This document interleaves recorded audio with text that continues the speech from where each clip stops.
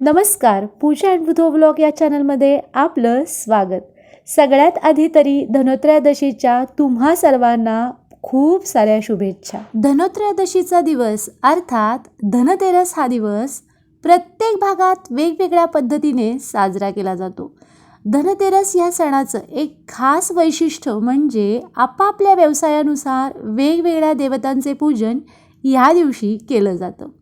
वेळ न घालवता आता आपण बघूया की धनोत्रयोदशीच्या दिवशी नक्की काय करावं. पौराणिक कथेनुसार समुद्र मंथनादरम्यान कार्तिक कृष्ण त्रयोदशीच्या दिवशी भगवान धन्वंतरी आपल्या हातात अमृत कलश घेऊन प्रकट झाले. धन्वंतरींना विष्णूंचा अवतार मानलं जातं.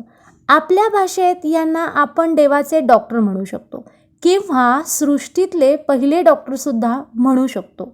जगात आरोग्यशास्त्राचा प्रसार आणि प्रचार करण्यासाठी भगवान विष्णूंनीच दिवाळीच्या 2 दिवस आधी म्हणजे धनोत्रयोदशीच्या दिवशीच धन्वंतरींचा अवतार धारण केला होता. धन्वंतरी जेव्हा प्रकट झाले होते तेव्हा त्यांच्या हातात अमृताने भरलेला कलश होता. धन्वंतरी हातात कलश घेऊन प्रगट झाले असल्यामुळे या दिवशी नवीन भांडी खरेदी करण्याची प्रथा आहे. या दिवशी नवीन वस्तू खरेदी केल्याने आपल्या धनसंपत्तीमध्ये 13 पट वाढ होते असं सुद्धा म्हटलं जातं.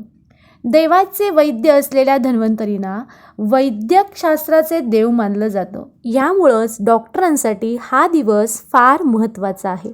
वैद्य लोक या दिवशी धन्वंतरीची पूजा करतात. मंडळी, आणखी एक विचार करण्यासारखी एक गोष्ट इथं आहे की याच दिवशी यमाचीही पूजा केली जाते. म्हणजे बघा, जीवनदान देणारे धन्वंतरी त्यांच्याबरोबरच मृत्यूदान देणारे मृत्यूदेवता यमदेव दोघांचीही पूजा एकाच दिवशी केली जाते.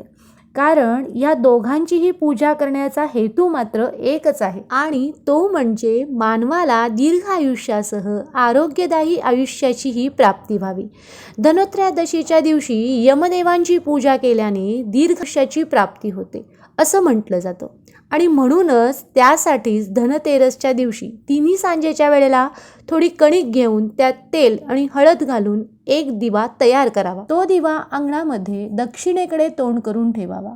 यमदेवांची अवकृपा होऊ नये म्हणून अशा प्रकारे यमदीपदान केले जाते. धनतेरसच्या दिवशी शेतकरी आणि कारागीर लोक आपल्या व्यवसायाच्या संबंधित अवजारांची पूजा करतात.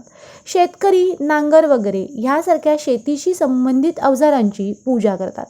शेतकऱ्यांसाठी शेतातून आलेले नवीन धान्य हीच त्यांची खरी संपत्ती आणि धन असतो. त्यामुळे बळीराजा धान्याची पूजा करतो. त्यासाठी धने, गूळ यांचा नैवेद्य दाखवला जातो. व्यापारी या दिवशी पाटावर लक्ष्मीची मूर्ती ठेवून तिची पूजा करतात.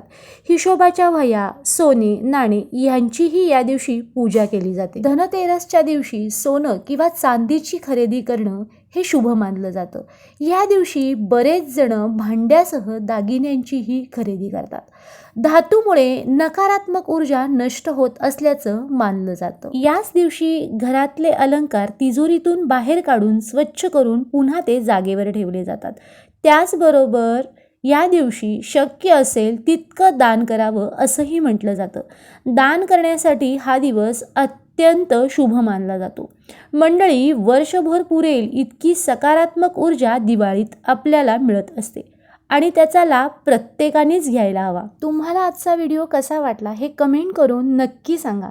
व्हिडिओ आवडल्यास व्हिडिओला लाईक करा, शेअर करा तुमच्या फॅमिलीसोबत, फ्रेंडसोबत. आपल्या चॅनलवर कोणी नव्याने व्हिडिओ पाहत असतील तर चॅनलला आठवणीने फॉलो करा. भेटू लवकरच छानशा व्हिडिओमध्ये. तोपर्यंत श्री स्वामी समर्थ.